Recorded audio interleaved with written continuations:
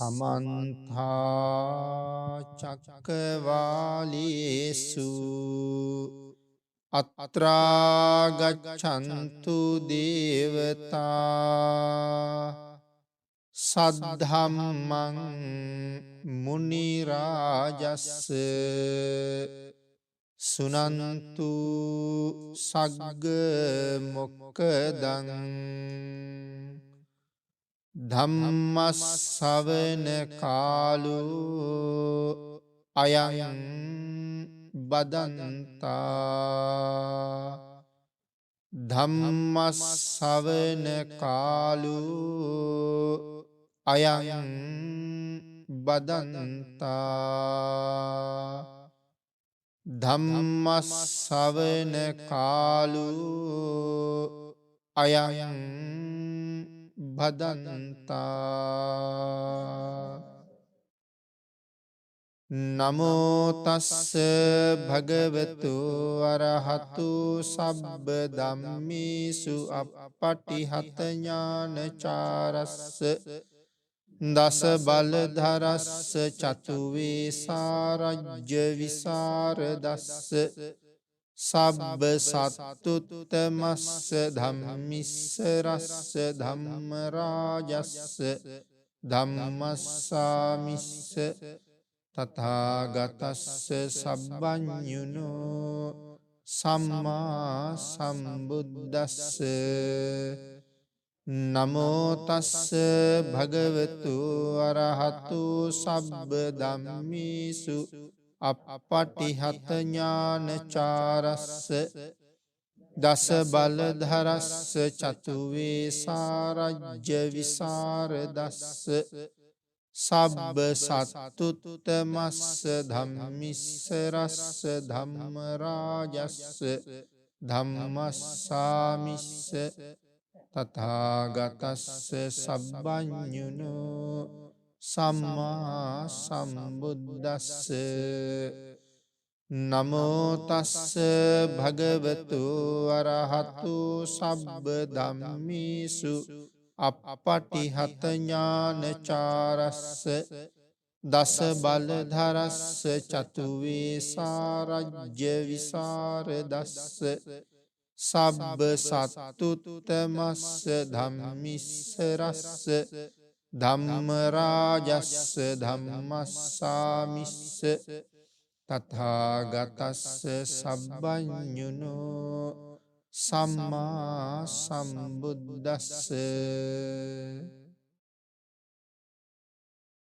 වැඩම කොට වදාළ අති ගෞරවනීය අපේ ස්වාමින් වහන්සේලාගෙන් අවසරයි සද්ධර්ම ශ්‍රාවක කාරුණික ගුණගරුක බෞද්ධ පින්නතුනි, බොහෝම ශ්‍රද්ධාවෙන් යුක්තව සියලු දෙනාම සූදානම් වෙන්නේ තිලෝගුරු ශාන්තිනායක සම්මා සම්බුදුරජාණන් වහන්සේ විසින් ලෝක සත්වයන් පිළිබඳව අසීමිත දයාවෙන් කරුණාවෙන් මෛත්‍රියෙන් යුක්තව අවබෝධ කරගෙන දේශනා කොට වදාළ ඒ උතුම් ශ්‍රී සද්ධර්ම රත්නයෙන් ඊටාම පුංචි කොටසක් නමුත් දේශනා කරවගෙන ධර්ම ගෞරවය පෙරදරි කරගෙන දේශනාගත ධර්මයේ ශ්‍රවණය කරන්නත් එසේ ධර්ම ශ්‍රවණය කිරීමෙන් ලැබෙන අවවාද අනුශාසනා තමන්ගේ ජීවිතවලට එකතු කරගෙන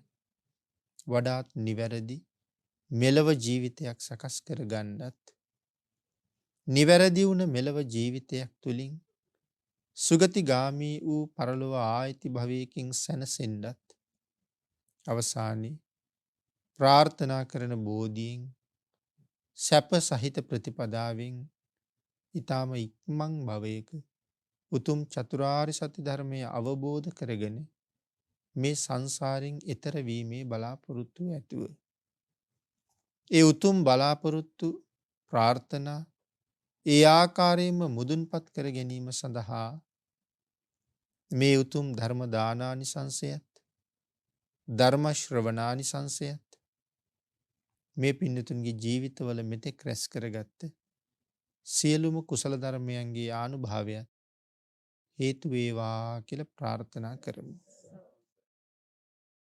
පින්නතුනි අද ධර්මදේශනාවේ මාතෘකාව හැටියට මම යොදා ගන්න කල්පනා කළේ මජ්ක්‍ධිම නිකායේ මජ්ක්‍ධිම පඤ්ඤාසකේ සඳහන් වන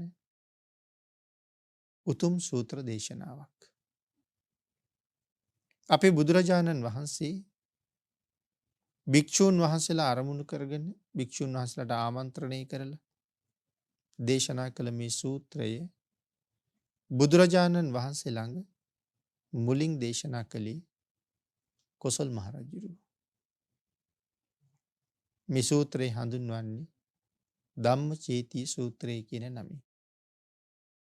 තරමක් දීර්ඝව කරුණු සාකච්ඡා කළ යුතු සූත්‍රයක් නමුත් මේ කාල සීමාව තුළ ප්‍රමාණවත් කරුණු සහිතව අපි මේ ධර්ම කාරණාව සාකච්ඡා කරමු. තුනුරුවන් පිළිබඳව තුනුරුවන්ගේ ගුණය පිළිබඳව තුනුරුවන්ගේ විශේෂත්වය පිළිබඳව මේ සූත්‍රයේ පුරාම කරුණු ගෙනහැර දක්වනවා. මේ සූත්‍රයේ දේශනා කරන කාලේ බුදුරජාණන් වහන්සේ වැඩ සිටියේ වේද තලුම්ප කියන නියංගමේ. කොසල් මහ රජුරු මේ කාලේ ටිකක් හිත් වේදනාවෙන් හිටපු කාලයක්. රජුරු හිත් වේදනාවෙන් ඉන්නේ රජුරුවන්ගේ ප්‍රධාන සෙන්පතිය අනුන්ගේ කේලම් බස් අහපු නිසා රජුරුව විසින් මරලා දැම්මා. ඒ කියන්නේ කේලම් අහලා තියෙන සෙන්පතිය නෙමෙයි රජුරුව තමයි අනුන්ගේ කේලම් වලට රැවටුනේ. රජුටත් රාජ්‍යයටත් බොහෝම ගරු කරපු සෙන්පතියෙක් ප්‍රධාන සෙන්පතිය. ඒ වෙන කවුරුවත් නෙමෙයි බන්දුල මල්ල. ජම්බුද්දීපේ මහා සටන්කාමීන් 3 දෙනෙක් හිටිය කියලා සඳහන් කරනවා. එයින් එක්කෙනෙක් බන්දුල මල්ල. අනිත් එක්කෙනා මහාලි ලිච්ඡවි. අනිත් එක්කෙනා කොසල් මහ රජුරු. මේ 3 දෙනාම රාජකුමාරවරු. 3 දෙනාම එකට තමයි ශිල්ප හැදෑරුවේ. 3 දෙනාම එක්කෙනෙකුට එක්කෙනෙක් දෙවනි නැතුව දක්ෂයි. හැබැයි වෙනම සඳහන් කරනවා ජම්බුද්දීපේ මහා සටන්කාමීන් කියලා මේ 3 දෙනාට සඳහන් කළාට ශාක්‍යයන් හැර කියලා. ශාක්‍යයන් සමග යුද්ධ කරන්න සමත් කෙනෙක් මේ ලෝකේ නැහැ. ඉතින් බන්දුල මල්ලට රජකම හම්බෙන්නේ නැහැ. වැඩිමහල් සහෝදරයෝ ඉන්නවා. ශිල්ප පරීක්ෂා කරන්න ගිහිල්ලා බන්දුල මල්ලව පරාජය කළා. ඉතින් සහෝදරයෝ අතින් පෙරදුනා නෙමෙයි. ඔහුට ශිල්ප පෙන්වන්න තිබුණේ විශාල වශයෙන් උණගස් එකතු කරලා බැඳපු උණ බට මිටි 60ක් විතර තිබුණා ඔහුට අහසට පැනලා ඒ උණ මිටි කපාගෙන යන්න ඕනේ. ඉතින් මේ පිරිස ඔහු පරාජය කරන්න ඕන නිසා අන්තිම උණ මිටියට කම්බි කුරක් මැදි කරනවා. ඉතින් ඒ කම්බිය කැපුනේ නැති නිසා ඔහු පරාද වුණා කියලා සඳහන් කළා. ඉතින් අම්මට සඳහන් කළා මම මේ ඔක්කොම මරනවා කියලා. අම්මා කිව්වා පුතේ කොහොමත් වැඩිමල් සහෝදරයෝ ඉන්නකොට ඔබට රජකම දෙන්න බෑනේ. ඊට පස්සේ තරහ වෙලා පිටත් වෙලා යනවා. තමගේ යාළුවා හොයාගෙන. යාළුවා තමයි කොසල් රජුරු. ඉතින් බන්දුල මල්ල තමන් හොයාගෙන එනවා කියනකොට කොසල් රජුරන්ට දැනෙන්නේ පුදුම සතුටක්. ඒ තමන් හා සමාන සටන්කාමී. රාජ්‍යයට මොනතරම් ආරක්ෂාවක්ද. ඉතින් ඒ හින්දා ප්‍රධාන සෙන්පති තනතුරේ හිටියා. කොසල් දනව්වේ අග්‍ර විනිශ්චයකාරවරු අනුන්ගෙන් අල්ලස් අරගෙන වැරදි කරුවෝ නිවැරදි කරුවෝ කරනවා.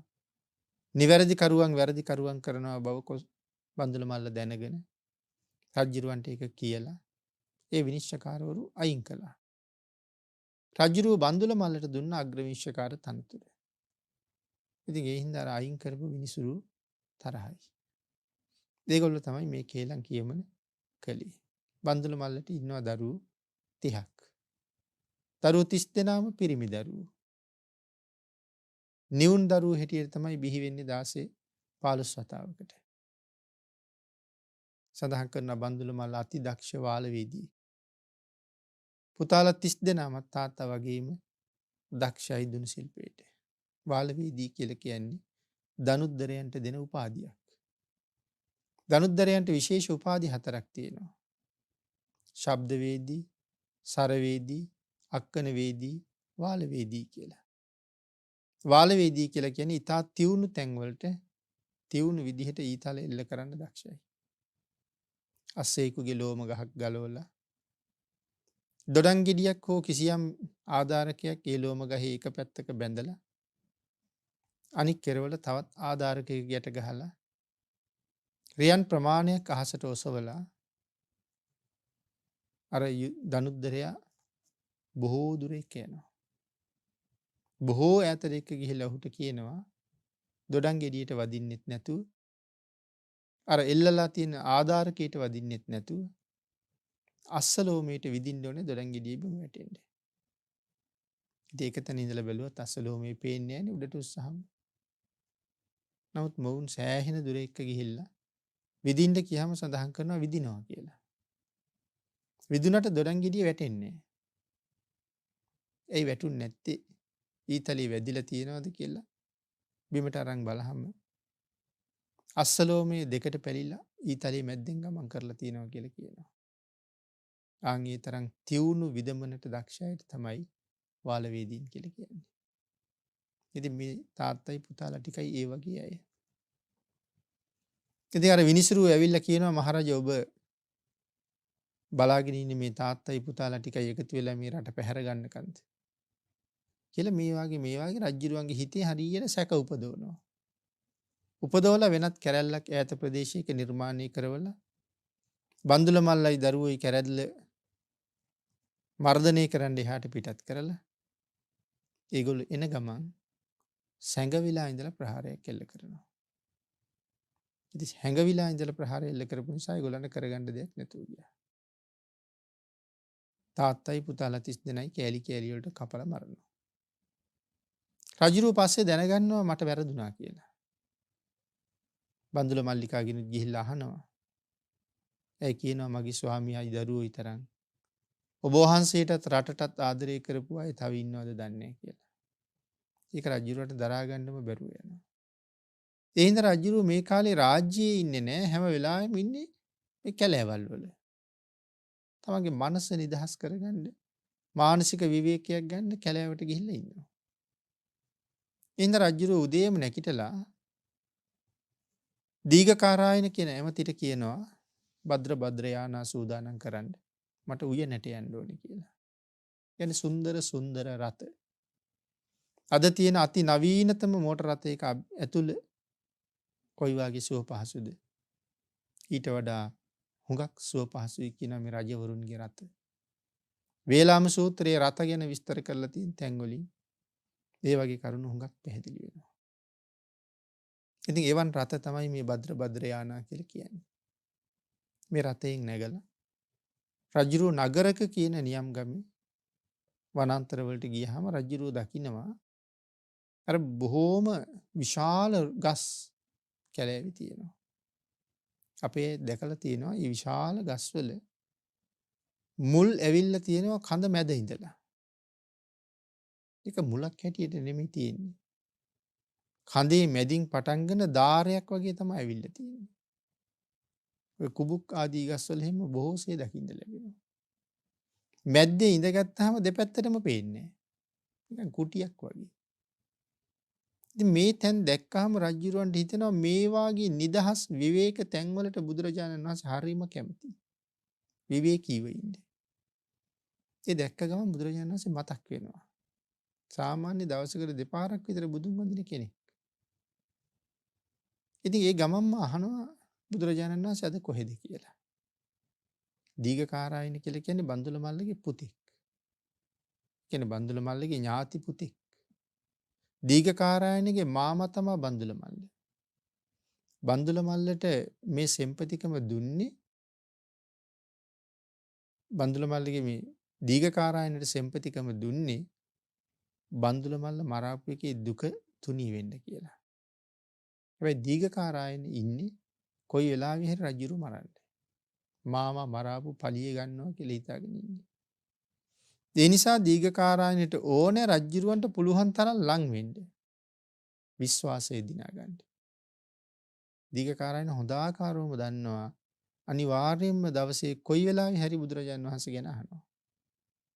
නේද? අහපු ගමන් ඉන්න තැන කියන්න ඕන නිසා දීඝකාරායන විශේෂයෙන් හොයාගන්නවා බුදුරජාණන් වහන්සේ අද ඉන්නේ කොහෙද අද ඉන්නේ කොහෙද අද ඉන්නේ කොහෙද කියලා. නේද? අහපු ගමන්ම කියනවා ස්වාමීනි වේදතලුම්ප නියංගමේ තමයි වැඩ ඉන්නේ. හුඟක් දුරයිද කාරායනේ කියලා අහනවා. යොදුන් 3ක් විතර අපිට දවල් කාලෙම ගිහිල්ලා එන්න පුළුවන් කියලා කියනවා. එහෙනම් යමු කියලා ආයෙත් පිටත් වෙනවා. ඉතින් පයින් රතයෙන් යා යුතු ප්‍රමාණයක් ගිහිල්ලා ඉතුරු හරිය බැහැලා විහාරයට ඇතුල් වෙලා මහරහතන් වහන්සේලගෙන් අහනවා ස්වාමීනි භාග්‍යතුන් වහන්සේ කොහෙද කියලා. රහතන් වහන්සේලා උත්තරයක් දෙනවා මහරජා. මේ වහලා තියෙන කුටිය තමයි භාග්‍යතුන් වහන්සේ වැඩ ඉන්න කුටිය. ආලින්දයට ගිහිල්ලා උගුර පාදලා දොරට තට්ටු කරන්න. එතකොට මහරජා දොර ඇරෙයි කියලා සඳහන් කරනවා. ඉතින් මේ බොහෝම ලස්සන සාරධර්ම. භාග්‍යතුන් වහන්සේ ගාවත් ඒ සාරධර්ම ඒ විදිහටම රහතන් වහන්සේලා එන අය ලව්ව අනුගමනය කරවලා තියෙනවා. රජුරුව ආලින්දයට ගිහිල්ලා වරක් උගුර පාදලා දොරට තට්ටු කරනවා. මේ දොරට තට්ටු කරන ක්‍රම කීපයක් තියෙනවා. සමහර කට්ටිය භාග්‍යතුන් වහන්සේගේ සුගන්ධ කුටියේ දොරට තට්ටු කරනවා දොරේ උඩියම හරියෙන්. සමහර කට්ටිය මැදින් තට්ටු කරනවා සමහර කට්ටිය යටින් තට්ටු කරනවා. එතකොට මේ තට්ටු කරන ස්වභාවයෙන් බුදුරජාණන් වහන්සේ දන්නවා කවුද තට්ටු කරන්නේ කියලා. දොරේ උඩින්ම තට්ටු කරන්නේ දෙවියෝ ආවහම. දොරේ මැදින් තට්ටු කරන්නේ මිනිස්සු ආවහම. දොරේ යටින් තට්ටු කරන්නේ නාග ලෝකෙන් ආවහම. ඉතින් කවුරු ආවත් දොර ඇරෙන්න අදිෂ්ඨාන කරනවා. එහෙම නැත්නම් ශ්‍රී හස්තයේ දොර දිහාට දිගු කරනවා. ඒත් එක්කම දොර ඇරෙනවා. ඉතින් රජුරු එතෙන්ට යන්න කලින් නලල් පටියයි කඩුවයි මේ ආදී ඔක්කොම දීඝකාරායනට බාර දෙනවා. කෝටි ලක්ෂයක් සක්වලක මහරජුරුව ළඟට තවත් කෙනෙක් රජෙක් හැටියට යන්නේ නැහැ. අපි ඔක්කොම උන්වහන්සේගේ පායට පෑගෙන දූවිලි තරම්වත් වටින්නේ නැහැ. ඒ නිසා සම්පූර්ණ රජෙක් හැටියට පැලඳගෙන ඉන්න මේ සියලුම දේවල් අයින් කරලා තමයි යන්නේ. ඉතින් ඒවා දීඝකාරායනට දීලා රජුරු තනියම යනකොට දීඝකාරායන කල්පනා කරනවා පෞද්ගලික කාරණාවක් කතා කරන්න වෙන්න ඇති යන්නේ මම යන්නේ කොහොඳ නැහැ කියලා. ඒ ගිහිල්ලා බුදුරජාණන් වහන්සේ ළඟ දණින් වැටිලා රජුරු වන්දනා කරනවා. ඒ වන්දනා කරනකොට රජුරු සඳහන් කරනවා ස්වාමීනි මම කොසල් රජු වෙමි. ස්වාමීනි මම කොසල් රජු වෙමි. ස්වාමීනි මම කොසල් රජු වෙමි කියලා තුන් පාරක් ප්‍රකාශ කර කර තමයි වඳින්නේ. එතකොට මේ වඳිනකොට තමන්ගේ අත්ල බුදුරජාණන් වහන්සේගේ සිරිපා ධාතුව මත තියලා හාත්පස විලුඹ පැත්තේ ඉඳලා සම්බාහනය කර කර තමයි නම කියන්නේ. ඒක තමයි වන්දනා කරන හැබෑ ක්‍රමය. ඒවා අපේ ධර්මයේ සඳහන් කරලා තියෙනවා. හැබැයි මේවා ප්‍රාථමිකම කාරණා. ප්‍රාථමිකම කාරණා කියලා කියන්නේ හැමෝම හැමදාම දැනගත යුතු කරුණු. ඉතින් ඒවා ඒකයි ප්‍රාථමික කියලා කියන්නේ මුලින්ම මේ ශාසනයේ දැනගත යුතු කරුණු. ඒ නිසා ඉතින් නිතර කතා කරලා නෑ ඒ කරුණු ගැන. අදත් අපි වන්දනා කරනකොට වන්දනාව ලබන ඒ උතුම් පුද්ගලයාගේ පතුල සම්බාහනය කර කර වඳින එක තමයි නිවැරදි ක්‍රමය. සුදුසු තැන සුදුසු වෙලාවේ ඒ ක්‍රියාවට එළඹෙන්න ඕනේ. එහෙම නැත්නම් හැම වෙලාවෙම අපි එහෙම වන්දනා කරන්න ගියත් ඒකට ඒක කරදරයක් වෙනවා. ඉතින් ওই වන්දනාවට පොඩි කාලයක් ගන්න ඕනේ. ඉතින් එතකොට ස්වාමීන් වහන්සේලාට දිගට මෙහෙම වඳින්න ගත්තොත් උන්වහන්සේලාට වෙන වැඩක් කරගන්න වෙන්නේ නැහැ. දෙන්න වඳින වෙලාවක් තියෙන්න ඕනේ. මෛත්‍රී සිතින් ආශිර්වාද කරාම තමයි දායකයටත් ආශිර්වාද ලැබෙන්නේ. ස්වාමීන් වහන්සේටත් අකුසල් නොවෙන්නේ. නමුත් ඉතින් දායකයන්ගෙන් හරි කරදරයි සමහර වෙලාවට. හදිස්සියේ සමහරලාට ස්වාමීන් වහන්සේලා ආගමික වැඩවල ඉවර වෙලා දානි වළඳන වෙලාව ආසන්න වෙලා දානශාලාවට වඩිනකොටත් මග දිගට වඳින්න ගත්තාම සමහරට උන්වහන්සේට දානෙට වඩින්නවත් වෙලාවක් නැති වෙනවා. පෘථග්ජනකමට කේන්ති එන්නත් පුළුවන්. එතකොට දායකයට ආශිර්වාදයක් කෙරෙන්නෙත් නැහැ. උන්වහන්සේට අකුසල් සිද්ධ වෙනවා ද්වේෂසිත නිසා.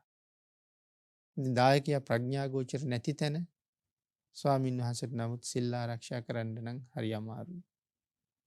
ඉතින් ඒ නිසා මහත් කුසලයක් Tamanට අත්පත් වෙන්න සුදුසු වෙලාව විවේක වෙලාව බලලා තමයි ගිහිල්ලා වන්දනාව කරන්න ඕනේ. ඉතින් එතකොට සාමාන්‍යයෙන් වන්දනා කරනකොට අපි පසඟ පිහිටවල වැන්දත් පොඩි අඩුපාඩුවක් තියෙනවා. අත්ල දිගෑරලා බිම තියෙන ස්වභාවයක් දකිනවා. දෙවැල මිටයි දෙදනයි නලලයි බිම තියලා අත්ලත් දිගෑරලා තියලා තමයි වඳින්නේ. ඒක සුදුසු නෑ. අත් බාහුව දෙක හිසින් ඉදිරියට දික් කරලා අර වගේ පාද සම්බාහනය කරනවා නම් සම්බාහනය කරලා එහෙම නැත්නම් අර අපි මෙහෙම ඉන්නකොට වඳිනවා වගේ අත් දෙක නෙළුම් පොහට්ටුවක් වගේ එකතු වෙන්න ඕනේ. එහෙම වන්දනා කළොත් තමයි සාර්ථක වන්දනාවක්. නිවැරදි වන්දනා ක්‍රමයක් වෙන්නේ. ඉතින් රජ්ජුරුව බුදුරජාණන් වහන්සේට මෙහෙම වැඳ නමත් ප්‍රකාශ කරනවා. එතකොට බුදුරජාණන් වහන්සේ අහනවා මහරජය මේ කයට මෙච්චරම ගරු කරන්නේ ඇයි කියලා. මේ කයට මෙච්චර ගරු කරන්නේ ඇයි? කොසල් රජ්ජුරුව කියන ස්වාමීනි ධර්මය අහලා ධර්මය තුලින් දැකපු මෙන්න මේ වාගේ ධර්මාන්වයක් මට තියෙනවා. ඒ නිසාම වඳින්න සුදුසුයි. මොකද්ද රජ්ජුරුවන්ට තියෙන ධර්මාන්වය? භාග්‍යතුන් වහන්සේ සම්මා සම්බුද්ධයි, ධර්මයේ ස්වාක්කාතයි, සංඝයා සුපටිපන්නයි. ඒතර රජ්ජුරුවන්ට මේ හැඟීම දැනෙලා තියෙන්නේ කොහොමද? ධර්මය අහලා ධර්මයේ තුලින් තමයි මේ කරුණු රජ්ජුරුව ඉගෙනගෙන තියෙන්නේ. එතකොට හරි අපූර්වට ප්‍රත්‍යක්ෂ වෙනවා. බුදුරජාණන් වහන්සේ දේශනා කළා යෝ ධම්මං පස්සති සෝමං පස්සති. යමෙක් ධර්මයේ දකින්නවද ඔහු මාව දකින්නවා. සෝමං පස්සති යෝ ධම්මං පස්සති. යමෙක් මම දැක්කද ඔහු ධර්මයේ දකින්නවා. එහෙනම් භාග්‍යතුන් වහන්සේ හඳුනා ගන්න හොඳම ක්‍රමය තමයි ධර්මය. අපි අද පිළිම වහන්සේ දැක්කත්, චෛත්‍ය දැක්කත්, ධාතුන් වහන්සේ දැක්කත් අපිට භාග්‍යතුන් වහන්සේ හරියටම අරමුණු වෙන්නේ නැහැ. යම් ශ්‍රද්ධාවක් තියෙනවා. නමුත් හැබැයි භාග්‍යතුන් වහන්සේ කොහොමද කියලා කවදාවත් වැටහෙන්නේ නැහැ. ඒ අවබෝධය ගන්න ඕනේ ධර්මයේ තුලින්මයි. ඒකට ධර්ම ශ්‍රවණය කිරීම අත්‍යවශ්‍යයි. නිවැරදිව ශ්‍රවණය කිරීම. දැන් බලන්න පුක්කුසාති රජුරු අපේ භාග්‍යතුන් වහන්සේ පුක්කුසාති මහරජුරු හොයාගෙන වැඩියන්නේ. මොකද රජුරු රාජ්‍ය අතහැරලා බුදුරජාණන් වහන්සේ වෙනුවෙන් සසුන්ගත වෙලා හොයාගෙන එනවා. ඍෂි ප්‍රෞජ්ජාවෙන් පැවිදි වෙලා. ශ්‍රද්ධාව වැඩිකමට යොදුන් ගානක් යනවා සවැත් නුවරත් පහු කරලා. කායික වේදනාවක් නැහැ. හිත පිරීලා තියෙන බුද්ධාලම්බන ප්‍රීතියෙන්. ඉතින් එහෙම ගිහිල්ලා රෑ වෙනකොට අර කුඹල් කරුවෙකුගෙන් අහනවා සවැත් නුවරට තව හුඟක් දුරද කියලා. කුඹල් කරුවා කියනවා සවැත් නුවර පහු කරලානි ස්වාමීනි. දැන් අද රෑට මම මෙතන නවතින්නද? හෙට උදේම පිටත් වෙන්නම් කියලා. මට කමක් නෑ ස්වාමීනි ඕන තරම් ඉඩ තියෙන්නේ. ඔබ වහන්සේට සුදුසු නම් වැඩ ඉන්න කියනවා. ඉතින් භාග්‍යතුන් වහන්සේ දන්නවා හෙට මේ පුක්කුසාති මං හොයාගෙන එන්නේ නෑ. හෙට ඔහුගේ ජීවිතයේ අවසාන දවස. අද මම ඔහු සොයාගෙන යන්න ඕනේ. බුදුරජාණන් වහන්සේ තවස් වරී පිටත් වෙනවා. රෑ වෙනකොට කුඹල් හල ළඟටම එනවා. කුඹල් කරුවගෙන් අවසරය ඉල්ලනවා රාත්‍රියේ නතර වෙන්න. හැබැයි භාග්‍යතුන් වහන්සේ කියලා අඳුරන්න බෑ. භාග්‍යතුන් වහන්සේ එහෙම වඩින අවස්ථා තියෙනවා. 이르දියක් පාලා සාමාන්‍ය භික්ෂුවක් වගේ වඩිනවා. කාටවත් අඳුරන්න බෑ. ඉතින් කුඹල්කරු කියනවා මට නම් කමක් නැහැ. හැබැයි කලින් ආපු භික්ෂුවක් ඉන්නවා. උන්වහන්සේ කැමති නම් වැඩ ඉන්න කියලා. උන්වහන්සේගෙන් අවසර ඉල්ලහම අවසර ලැබෙනවා. දෙන්නම වැඩ ඉන්නවා. කිසිම කතාවක් නැහැ. රැය වුණාම දෙන්නම ආනාපාන කර්මස්ථානයේට සමවදිනවා. මධ්‍යම රාත්‍රියත් පහු වෙනවා. බුදුරජාණන් වහන්සේ බොහොම ප්‍රියයි මේ භික්ෂුවගේ ස්වභාවය. හැසිරීම. ඒ නිසා මධ්‍යම රාත්‍රියේ පහු වෙලා කතා කරනවා. කතා කරලා අහනවා ඔබ කවුද? තමන් ගැන විස්තර කියන මං තමයි පුක්කුසාති කියන රජු. බිම්බිසාර රජුරු මගේ නුදුටු මිත්‍රයා. මගේ මිත්‍රයා තමයි මට බුදුරජාණන් වහන්සේ ගැන කීවේ. මං ඒ බුදුරජාණන් වහන්සේ උදෙසා තමයි පැවිදි වුණේ. මම එදා පුක්කුසාති නම් රජෙක් කියලා. එතකොට අහනවා ඒ බුදුරජාණන් වහන්සේ අඳුරනවද? නෑ කියනවා. දැක්කත් දැනගන්න බැරිද? දැක්කත් අඳුරන්නේ නෑ කියනවා. එහෙනම් මම ඔබට බණ ටිකක් කියන්නද කියලා අහනවා. අතිශයින් නියතමානී නිසා කාගෙන් නමුත් බණනේ අහන්නේ. ඒ හින්දා වැරදි බණක් කියන්නේ නැති බව දන්නවා. ඉතින් සහ කියනවා. දේශනාව ඉවර වෙගෙන එනකොට තේරුම් ගන්නවා මම හොයාගෙන යන මේ මහා මුනීන්ද්‍රයන් වහන්සේ තමයි මං එක්ක මේ රාත්‍රියේ පහන් කරන්නේ. ඒතර කොහොමද අඳුරගත්තේ? ධර්මය තුලින්. ධර්මය තුලින් අඳුරගත්තේ මේ ඉන්නේ බුදුරජාණන් වහන්සේ කියලා. වෙන බුද්ධ රශ්මියවත් පේන්න දීලා නැහැ. සඳහන් කරනවා ඒ රශ්මිය සිවුර ඇතුලේ සංගවනවා කියලා. ඒ නිසා අඳුරන්න ක්‍රමයක් ඇත්තෙම නැහැ. ධර්මයේ තුලින් අඳුරගන්නේ. කොසල් රජුරුත් එහෙමයි ධර්මයේ තුලින්ම මම භාග්‍යතුන් වහන්සේ අඳුරගත්තා. කොහොමද? භාග්‍යතුන් වහන්සේ සම්මා සම්බුද්ධයි. මේ භාග්‍යතුන් වහන්සේ සම්මා සම්බුද්ධයි කියන කාරණාව අපිට අපේ මුළු ජීවිත කාලෙමවත් තේරෙන්නේ නැහැ. අපිට මේක වචනයක් විතරයි. නමුත් සම්මා සම්බුද්ධත්වයේ කියන එක මේ ලෝකෙක සාමාන්‍ය කෙනෙකුට කවදාවත් ප්‍රත්‍යක්ෂ වෙන කාරණාවක් නෙමෙයි. ලෞතර බුදුරජාණන් වහන්සේ කවුද? කොයි තරම් කාලෙකින්ද ලෝකෙ පහළ වෙන්නේ? මොනතරම් දුර්ලභ සම්පතක්ද සම්මා සම්බුදුරජාණන් වහන්සේ නමක් කියලා කියන්නේ?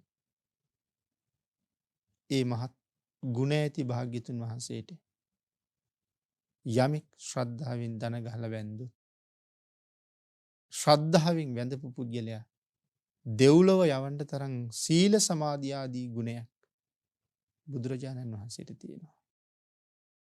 පව්කාරයෙක් වැන්ද ඔහු දෙව්ලොව යවන්න තරම් හැකියාවක් බුදුරජාණන් වහන්සේට තියෙනවා. ඉතින් ඒ ගැන කරුණු ත්‍රිපිටකයේ බොහෝම සඳහන් කරලා තියෙනවා. මට්ට කුණ්ඩලී දෙව්ලොව ගියහම මට්ට කුණ්ඩලීගේ තාත්තා පස්සේ අහනවා කිසිම සීලයක් රැකපු නැති කවදාවත් දන් දුන්නේ නැති උඹ දෙව්ලොව ගියේ කොහොමද කියලා. ඒ වෙලාවෙත් කියන්නේ මට කාගේවත් සරණ නොලැබුණාට මට බුදුරජාණන් වහන්සේ පිහිට වුණා කියලා.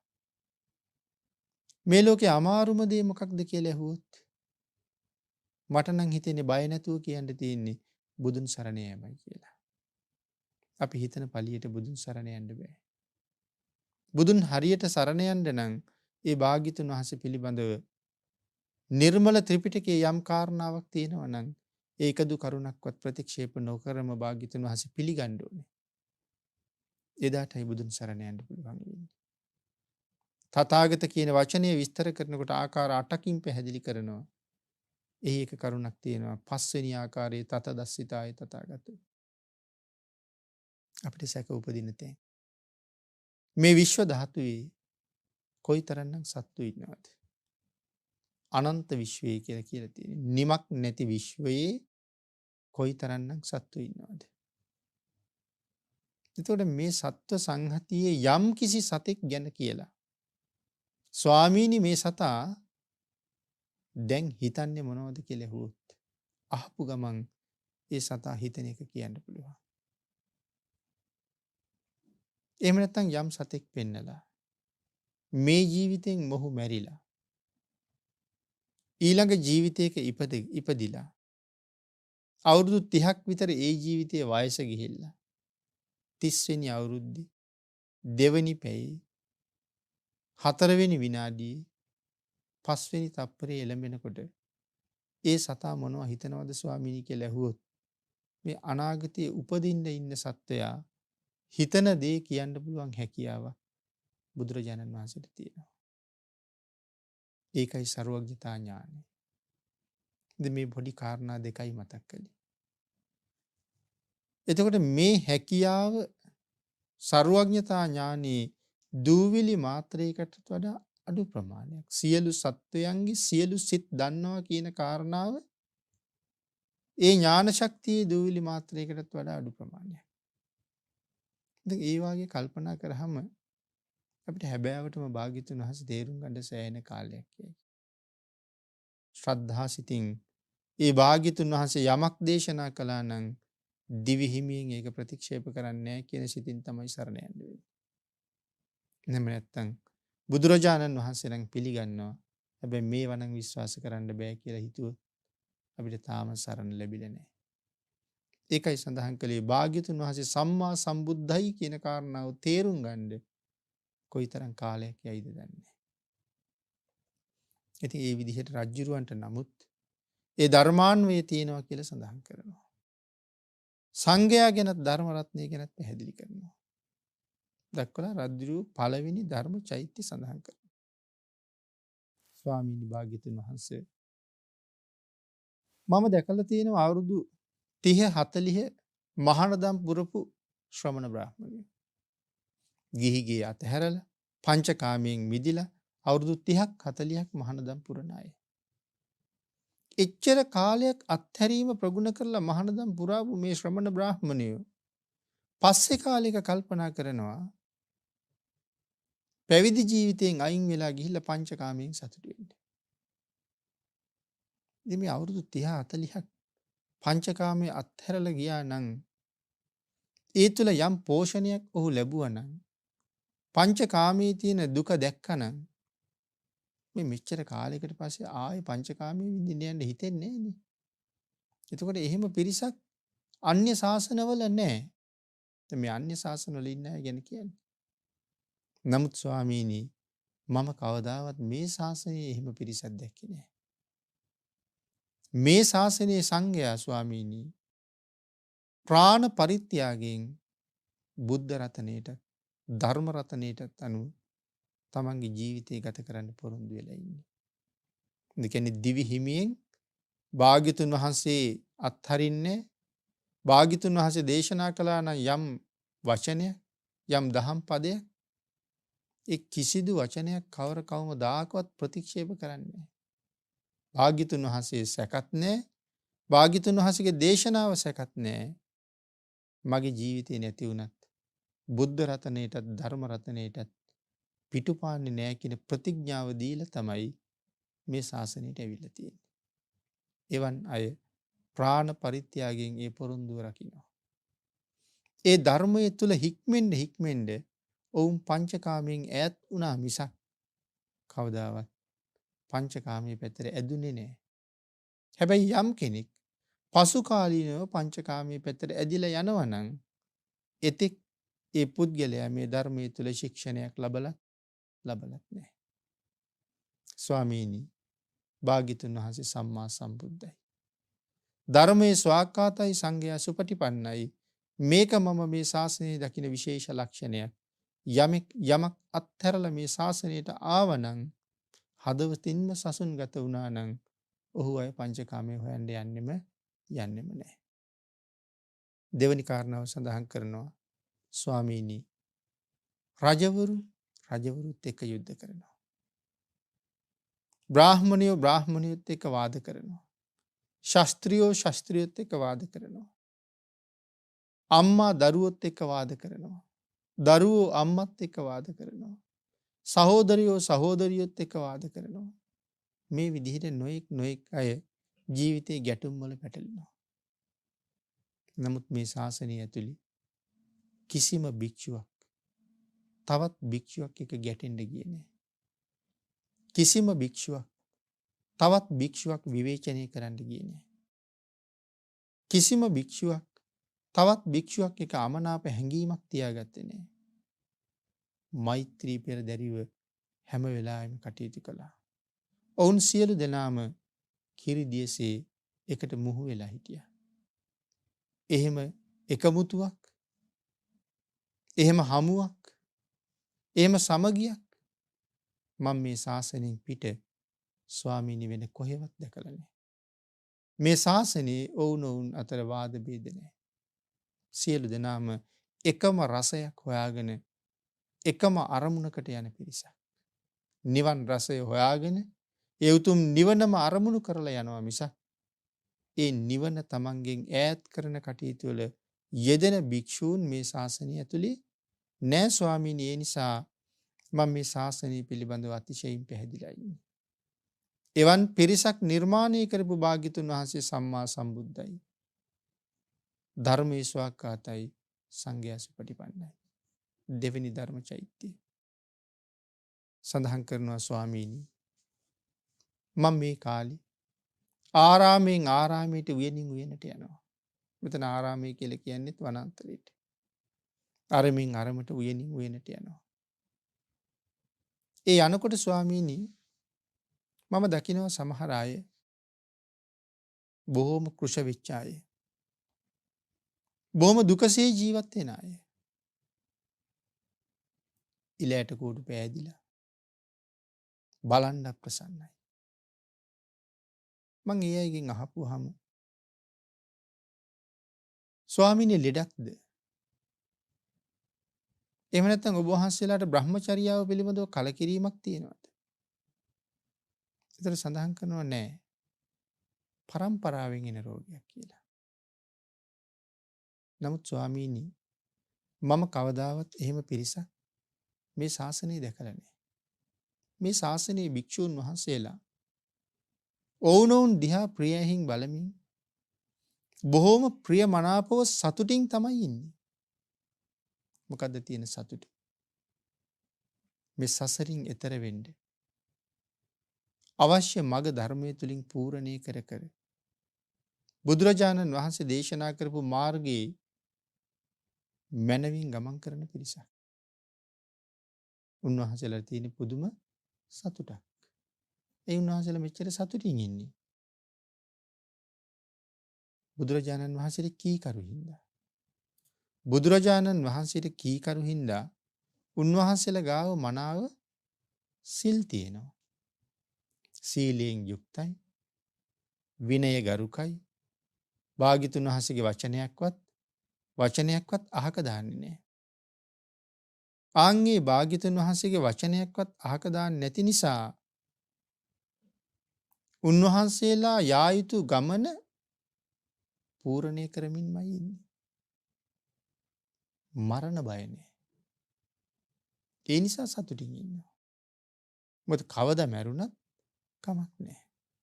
මිගභූත ජාතක කතාව මේ කාරණාව පැහැදිලි කරන්න දුන්න හොඳ උදාහරණයක්. නමුත් විස්තර වැඩි වෙනවා. එතකොට කාල වේලාව මදි වෙන්න ඉඩ තියෙනවා. බොහොම කෙටියෙන් සිහිපත් කළොත් ධර්මාශෝක රජුරුවන්ගේ සියලුම සහෝදරයෝ ධර්මාශෝක රජුරු මැරුවා. එක්කෙනෙක් ඉතුරු කළා. බාලම එක්කෙනා. රජුරුව දැන් හොඳ මගට ඇවිල්ලා. ඒ වුණාට බාල සහෝදරයා හරිම කැමති නිදහසේ කැලෑවල වනාන්තරවල ජීවත් වෙන්න. උදේට කෑම කාලා කැලෑවට ගිහිල්ලා ගංගාවල් අයින්නේ දොළ පාරවල් ළඟ ගල් තලාවක ඉඳගෙන අත්තක් උඩ ඉඳගෙන පරිසරයේ දිහා බල බල සතුටු වෙන්න තිස්ස හරි කැමතියි. තිස්ස එක දවසක් දොළ පාරක් ළඟ විවේකීව වාඩි වෙලා ඉන්නකොට කැලෙන් ආවා මෝරෑන. ඒ මූ ඇවිල්ලා අර දොළ පාර ළඟ හොඳට වැවිලා තිබිච්ච තනකොළ ඇත්ති තරම් බඩ පිරෙනකන් කෑවා. සල්ලි දීලා නෙමෙයිනේ. නිකන් කන්නේ. ඊට පස්සේ දොලෙන් වතුර බීවා. දැන් බඩවලුත් පිරීලා හොඳට. අර තන පිටිය දෙකක් වෙන්න ඒගොල්ලෝ ඒකේ නටා සෙල්ලම් කළා.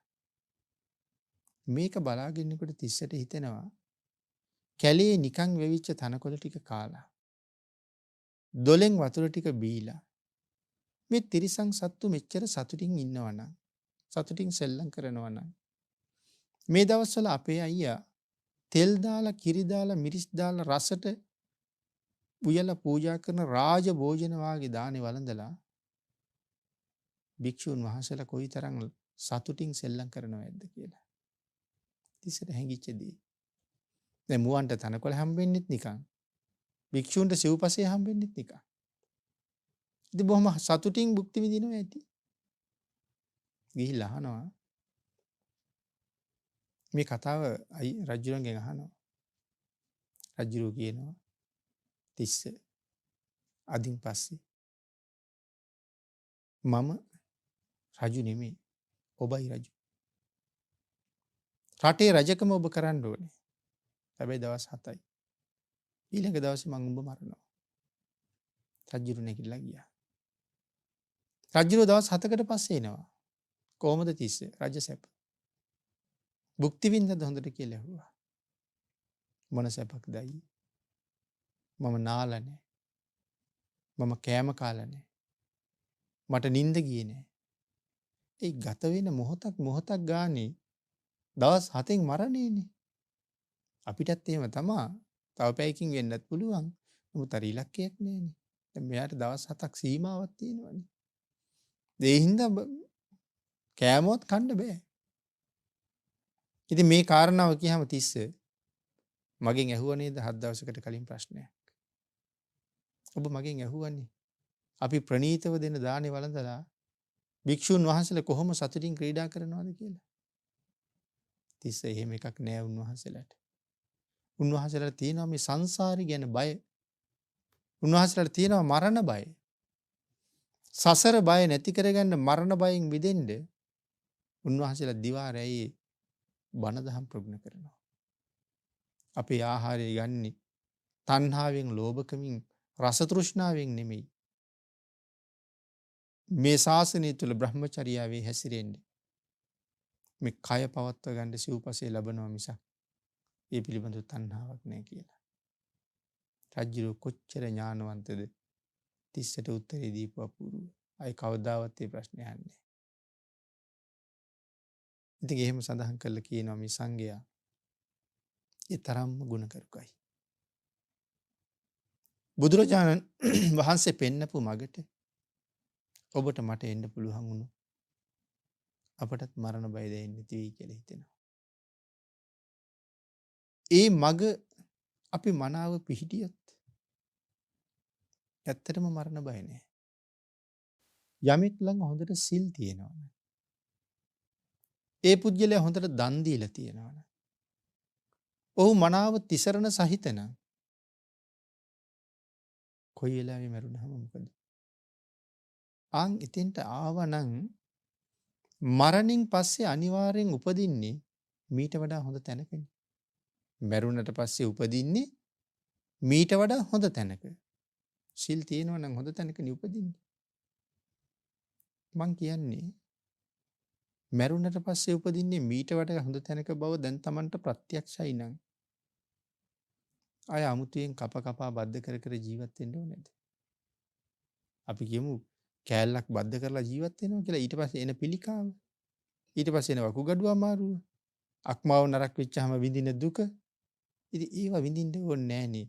අර වෙලාවෙම මැරෙනවා නම් මැරෙන්න ඇරියනම් එහෙම දුකක් නැති තැනක උපදිනවා. බලන්න භාග්‍යතුන් වහන්සේගේ මග කීකරු වෙච්ච කෙනා මරණයට කොච්චර අභියෝග කරනවද කියලා. රජුරු සඳහන් කරනවා ස්වාමීනි ඊතා තියුණු වාල වේදීන් වගේ සමහර අය කරුණු හදාගෙන භාග්‍යතුන් වහන්සේ ගාවට එනවා වාද කරන්න. තියුණු කරුණු වුන් ගාව තියෙනවා. ඔවුන් බුදුරජාණන් වහන්සේ ගාවට වාද කරන්න ඇවිල්ලා වාදයක් නැහැ. එන්නේ වාද කරන්න. වාදයක් නැහැ. භාග්‍යතුන් වහන්සේ දැහැමි කරුණෙන් දහම් දේශනා කරාම දැහැමි වදනින් කතා කරලා අර්ථ සම්පන්න දහම් දේශනා කරලා ඔවුන් සතුටු කරවලා සමාදන් කරවලා පිහිටෙව්වහම ඒ තුල ඔවුන් ඉල්ලන්නේ ස්වාමීනි අපි මහාන කරන්න කියලා. එවන් හැකියාවක් තිබුණ ශාස්ත්‍රවරයෙක් ඉන්නවා නම් ඒ භාග්‍යතුන් වහන්සේ විතරයි. නැවත සඳහන් කරනවා ස්වාමීනි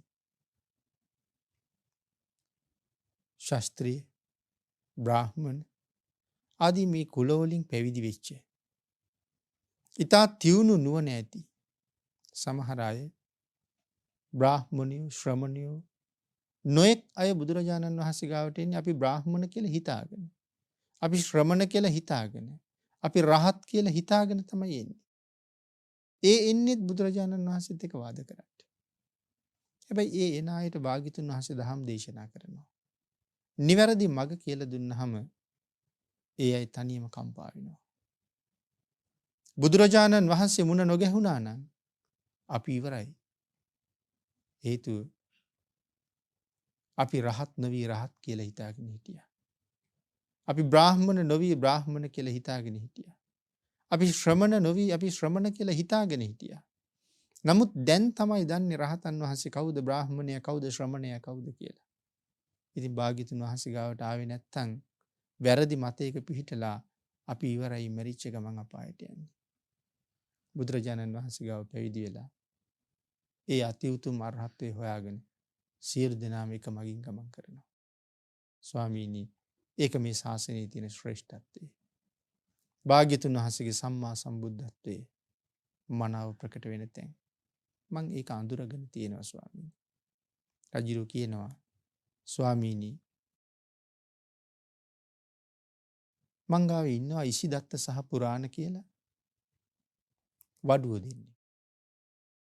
ඒ වඩුව දෙන්නට සියලුම අපෝපස්ථාන සැලකිලි සත්කාර දක්වන්නේ මම. ඔවුන්ගේ මුළු ජීවිතේම පෝෂණය වෙන්නේ මගේ උඩ මා මත.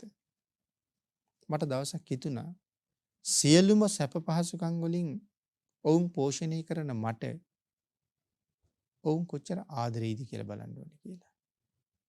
මන් දවසක් ඔවුන් දෙන්නත් එක්ක ගමනක් ගිහිල්ලා 3 දෙනෙකුට නිදාගන්න අමාරු පුංචි තැනක නතර වුණා. ටික වෙලාවක් අපි කතා කර කර ඉඳලා මං කිව්වා මට නිදිමතයි. මං නිදාගන්නම් කියලා මං කලින් නිදාගත්තා. රජුරු නිදාගෙන නැහැ. රජුරු මේ දෙන්න මොනවද කියන්නේ කියලා බලන්න. ස්වාමීනි වුන් දෙන්න සෑහෙන වෙලාවක් දැහැමි කතාවෙන් කතා කර කර හිටියා. කතා කර කර ඉඳලා දැන් එහෙනම් නිදාගමු කියලා කිව්වා. එක්කෙනෙක් කියනවා අද බුදුරජාණන් වහන්සේ කොයි පැත්තේද දන්නේ කියලා. තව කෙනෙක් කියනවා අද බුදුරජාණන් වහන්සේ වැඩ ඉන්නේ මේ පැත්තේ කියලා. ඔවුන් දෙන්නම තීරණය කරනවා රජ්ජුරුවන්ගේ පැත්තට පය දාලා භාග්‍යතුන් වහන්සේ පැත්තට හිස දාලා නිදාගමු කියලා. ඒ අය වෙනුවෙන් භාග්‍යතුන් වහන්සේ මුකුත් කරලා නැහැ. නමුත් ඔවුන්ගේ වගකීම ඔක්කොම දරන්නේ මම. ඒ සියල්ලම කරන මම පැත්තට පය. භාග්‍යතුන් වහන්සේ පැත්තට හිස. මේ අය කොයි තරම්නම් බුද්ධ ගුණය තුල හික්මිලාද? භාග්‍යතුන් වහන්සේට කොයි තරම් ගරු කරනවද? ස්වාමීනි භාග්‍යතුන් වහන්සේ සම්මා සම්බුද්ධයි. ධර්මයේ ස්වාක්ඛාතයි සංඝයා සුපටිපන්නයි. රජු ඊළඟට සඳහන් කරනවා ස්වාමීනි තවද කාරණාවක් තියෙනවා මට කියන්න. භාග්‍යතුන් වහන්සේටත් දැන් වයස අවුරුදු 80යි. මටත් දැන් වයස අවුරුදු 80යි. භාග්‍යතුන් වහන්සේත් ශාක්‍ය වංශිකයි. මමත් ශාක්‍ය වංශිකයි. භාග්‍යතුන් වහන්සේත් කොසල් රට වැසියෙක්. මමත් කොසල් රට වැසියෙක්. මේ කාරණා ටික ඔක්කොම සංසන්දනය කරාමත් මට භාග්‍යතුන් වහන්සේ පිළිබඳව තියෙන අප්‍රමාණ ගෞරවයක්. ඒ හින්දා ස්වාමීනි මගේ මුළු ජීවිතේෙම මම බුදුන් සරණ ගියපු කෙනෙක්. මට භාග්‍යතුන් වහන්සේ පිළිබඳව තියෙන අතිශය ගෞරවයක්. ධර්ම රත්නය පිළිබඳව තියෙන ගෞරවයක්. ආර්ය මහා සංඝ රත්නය පිළිබඳව තියෙන ගෞරවයක්. ඒ ගෞරවයෙන් ධර්මයේ තුලින් භාග්‍යතුන් වහන්සේ අවබෝධ කරගෙනයි මනවින් මන් තුනුරුවන් සරණ ගියපු කෙනෙක්. ඒ නිසයි මම භාග්‍යතුන් වහන්සේට මෙච්චර ගරු කරන්නේ. එහෙමත් කියලා සඳහන් කරනවා ස්වාමීනි මම අභිෂේක ලැබපු රජෙක්. මට පුළුවන් ඕනෙම කෙනෙක් මරන්න. රජුයි පාලකයයි අතර වෙනසක් තියෙනවා. පාලකයන්ට විරුද්ධව නඩු දාන්න පුළුවන්. රජුරවන්ට විරුද්ධව නඩු දාන්න බෑ. රජ්ජුරුව කියලා කියන්නේ රටේ ජනතාවගේ අයිතිකාරයා. ඒතර කාටද නඩු දාන්නේ? නඩු දාන අධිකරණයක් තියෙන්නේ රජ්ජුරුවන්ගේ යටතේ. ඒ කියන්නේ විනිසුරුවරුත් ඉන්නේ රජ්ජුරුව යටතේ. විනිසුරුවන්ගේ අයිතිකාරයත් රජ්ජුරුව. ඉතින් නඩු දාන්න කෙනෙක් නෑනේ. රජ්ජුරුව නිකන් ਸਰව බලධාරී වගේ. ඉතින් ඒ නිසා මම එහෙම රජෙක්. ඕනම කෙනෙක් මට මරන්න පුළුවන්. ඕනම කෙනෙක් රටින් පන්නන්න පුළුවන්. ඕනම කෙනෙක්ගේ අතපය කපන්න පුළුවන්. මට චෝදනා කරන්න කෙනෙක් නෑ. රජෙක් කියන්නේ එහෙම ප්‍රබල කෙනෙක්. නමුත් ස්වාමීනි මගේ රාජ සභාවට ගියහම මගේ රාජ සභාවේ ඉන්න ඇමතිවරු ටික නිශ්ශබ්ද කරන්න මට බෑ. මම රාජ සභාවේ කතා කරනකොට ඔවුනුත් කතා කරනවා. ඔවුන්ට නිශ්ශබ්ද වෙන්න කියලා ටික වෙලාවක් ගියාම ආයෙත් කතා කරනවා. ඉතින් ඔවුන් දන්නවා රජුරණ තරහ ගියොත් මරන්නත් පුළුවන් කියලා. ඒත් කීකරුකමක් නැහැ. නමුත් මම එක දවසක් භාග්‍යතුන් වහන්සේ ධර්ම දේශනා කරන වෙලාවේ දැක්කා. එක අන්‍ය තීර්ථකෙක් ඇවිල්ලා ඉන්නවා. ඔහු භාග්‍යතුන් වහන්සේ ධර්ම දේශනා කරන වෙලාවේ කහිනවා. ස්වාමීනි මම දැක්කා එක භික්ෂුවක්. ඔහුට දණිහෙන් ඇනලා කියනවා අපේ භාග්‍යතුන් වහන්සේ ධර්ම දේශනා කරන තැන සද්ද කරන්න එන්න එපා කියනවා වගේ. ඔහුට දණිහෙන් ඇනලා එතනින් යන්න කියනවා. මම මෙච්චර රජෙක් වෙලත් මට මේ රාජ සභාව නිශ්ශබ්ද කරන්න බෑ නිශ්ශබ්ද වෙන්න කියලාවත්. භාග්‍යතුන් වහන්සේ කාටවත් නිශ්ශබ්ද වෙන්න කියලා නැතුව මේ ශාසනයේ භික්ෂුන් වහන්සේලා භාග්‍යතුන් වහන්සේ දේශනාව කරන තැන තව කෙනෙක් සද්ද කරනවට පුදුම අකමැතියි. ඒ උන්වහන්සේලා භාග්‍යතුන් වහන්සේ මනවින් හඳුනාගත්ත නිසා. ස්වාමීනි භාග්‍යතුන් වහන්සේ සම්මා සම්බුද්ධයි. ධර්මයේ ස්වාක්කාතයි සංඝයා සුපටිපන්නයි. ආයුධයක් නැතු දඬුවක් නැතු සැරවැර කීමක් නැතු සත්වයා හීලෑ කරන්න භාග්‍යතුන් වහන්සේට තියෙන්නේ පුදුමාකාර හැකියාව. මේ විදිහට ධර්ම චෛත්‍යයන් ප්‍රකාශ කරලා ස්වාමීනි මම රජෙක් මට වැඩ ගොඩක් තියෙනවා. දැන් යන්න වෙලාවයි කියලා සඳහන් කරාම බුදුරජාණන් වහන්සේ සඳහන් කළා මහරජා ඔබට යන්න වෙලාව ඇවිල්ලා නම් පිටත් වෙන්න. රජු පිටත් කරලා භික්ෂුන් වහන්සේලාට කතා කරලා මහණෙනි කොසල් රජුරු ඇවිල්ලා මෙන්න මේ වාගේ ධර්ම චෛත්‍යයන් දේශනා කරලා ගියා. ඒවා එකක්වත් වැරදි නෑ. ඒ ධර්ම චෛත්‍යයන් ඒ විදිහට සියලු දෙනාම දරන්න කියලා නැවත වතාවක් රජුරු කියපු කාරණා ටික බුදුරජාණන් වහන්සේ භික්ෂුන් වහන්සේලාට දේශනා කරනවා. භික්ෂුන් වහන්සේලා ඒ සියලු කාරණා පිළිගන්නවා.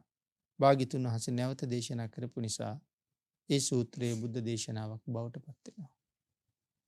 ඉතින් මේ ධම්මචේතිය සූත්‍රය මේ පැයක කාලයකට අපි ඊටාම කෙටියෙන් කරුණු සාකච්ඡා කරමින් භාග්‍යතුන් වහන්සේ කවුද? ධර්ම රත්නය මොකක්ද? සංඝ රත්නය කවුද කියන කරුණු ටික සාකච්ඡා කරන්න යෙදුනේ. මේ කාරණාව ඔස්සේ නැවත හිතලා සම්මා සම්බුද්ධ ශාසනය ලැබිලා තියෙන මේ උතුම් අවස්ථාවේ බුදුරජාණන් වහන්සේට කීකරු ශ්‍රාවක පිරිසක් බවට පත් වෙන්න අවස්ථාව ලැබුණොත් ඒක මේ සංසාරයට අපි ලබාවු මහ භාග්‍යයක්. භාග්‍යතුන් වහන්සේට කීකරු ශ්‍රාවක පිරිසක් වෙනවා නම් ඒ අය බුදුරජාණන් වහන්සේගේ සරණ ලබන අය. මේ ලෝකේ භාග්‍යතුන් වහන්සේගේ සරණ යමෙකුට අහිමිද? ඔවුන් හැමෝම අසරණයි. භාග්‍යතුන් වහන්සේගේ සරණ නැති තැන අසරණ වුණා මිසක් කෑම බීම නැති තැන නෙමෙයි අසරණයි කියන්නේ. ඒවා සාමාන්‍ය දේවල්. භාග්‍යතුන් වහන්සේගේ සරණ තියෙනවා නම් කෑම බීම නැතත් කමක් නැහැ. මේ ලෝකේ කවුරු මගෙත් එක තරහ වුණත් කමක් නැහැ. මට මේ ලෝකේ වෙන කවුරුවත් නැති වුණත් කමක් නැහැ. බුදුරජාණන් වහන්සේ මාත් එක්ක තරහ නැත්තම්. ආන් එහෙම හිතන්න පුළුවන් නම් භාග්‍යතුන් වහන්සේ දන්නාසේක. මම නොදනිමි. එහෙම හිතන්න පුළුවන් නම් භාග්‍යතුන් වහන්සේ ශාස්ත්‍රු මම ශ්‍රාවක කියලා අවබෝධ වෙනවනම් ඔහුට භාග්‍යතුන් වහන්සේගේ සරණ නිතැතින් ලබන්න පුළුවන් කෙනෙක්. මොකද භාග්‍යතුන් වහන්සේ ශාස්ත්‍රු මම ශ්‍රාවක කියන්නේ ශාස්ත්‍රවරයාට උඩින් මට කවදාවත් යන්න බෑ. භාග්‍යතුන් වහන්සේමයි දන්නේ මම දන්නේ. එහෙනම් භාග්‍යතුන් වහන්සේ දේශනා කරපු හැම වචනයක්ම පිළිගන්නවා කියන එකයි ඒ කියන්නේ. ඒ පිළිගැනීම පිළිගන්න එහෙම හිතන්න ඔබට හෙට දවස අහිමි වෙන්න පුළුවන්. නිසා අද දවසේ නිවැරදිව තුරුණුවන් සරණ ගිහිල්ලා මේ සංසාරේ කෙරවල කරන්න කටයුතු කරන්න උතුම් බුද්ධාන්තරයෙන් ඵල නෙලන්න භාග්‍ය වාසනාව ලැබේවා කියලා ආශිර්වාද කරනවා.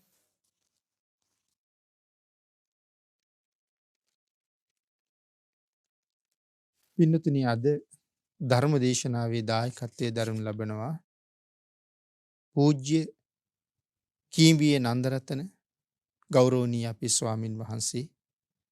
ඒ වගේම පූජ්‍ය විටියල අවසරයි තුසිත රතන අපේ ස්වාමින් වහන්සේ.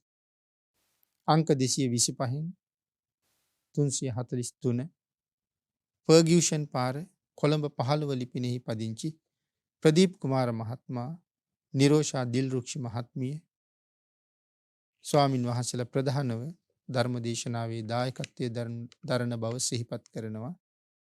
උතුම් අරමුණ හැටියට සඳහන් කරනවා නිදන ප්‍රාප්තියට පත්වන ජේ.එම්. ගුණරත්න පියාණන්, කේ.පී.ඩී. වයලට් මෑණියන්, මොයිසස් අප්පුහාමි සීයා, ලීලාවතී ආච්චි අම්මා, වයලට් නෝනා ආච්චි අම්මා, සියලුම මියගිය ඥාතීන් ඒ සියලු දෙනාටම පින් අනුමෝදන් වේවා ආශිර්වාද කරනවා. ආමරවීදිය ජේතවනාරාම විහාරාධිපති බඹරැන්දේ අවසරයි ශ්‍රී රාහුල නාහිමිපාණන් වහන්සේට හා මෙහි වැඩ සිටින පොඩි හාමුදුරන් වහන්සේලා දෙනමටත් නිදුක් නිරෝගී සුවය පිණිස අයිරින් පෙරේරා මෑණියන්ට හා ධර්මසේන පියාණන්ට නිදුක් නිරෝගී සුවය ප්‍රාර්ථනා කරන්නත්, නවෝදී නිපුණිකා දියණිය හා දිල්මික තත්සරණ පුතණුවන්ට සෙත් ප්‍රාර්ථනා කිරීමත්, මේ ධර්ම දේශනාව ශ්‍රවණය කිරීමට පැමිණ සිටින සියලු දෙනාටත් ධර්ම ශ්‍රවණය කරන ලක්වැසි ලෝවැසි සියලු දෙනාටමත් උතුම් චතුරාර්ය සත්‍ය ධර්ම අවබෝධයේ පිණිසත් මේ පුණ්‍ය ධර්මයන් හේතු වාසනා වේවා කියලා පුණ්‍යානුමෝදනා කරලා තියෙනවා. අපේ ස්වාමින් වහන්සේලා ප්‍රධාන දායක පිරිස පුණ්‍යානුමෝදනා කළ සියලු දෙනාටම පින් අනුමෝදන් වේවා. ආශිර්වාද කළ සියලු දෙනාටම රත්නත්‍රී ආශිර්වාදයෙන් නිදුක් නිරෝගී භාවයේ චිරජීවනයේ උදා වේවා කියලා ප්‍රාර්ථනා කරනවා. ආකාශට්ඨා ච බුම්මට්ඨා දේවා නාග මහිද්దికා පුඤ්ඤන්තං අනුමෝදිත්වා චිරං රක්ඛන්තු ලෝක සාසනං දේවෝ වස්සතු කාලේන සස්්‍ය සම්පත්ති හේතුච පීතෝ භවතු ලෝකෝ ච රාජා භවතු ධම්මිකෝ.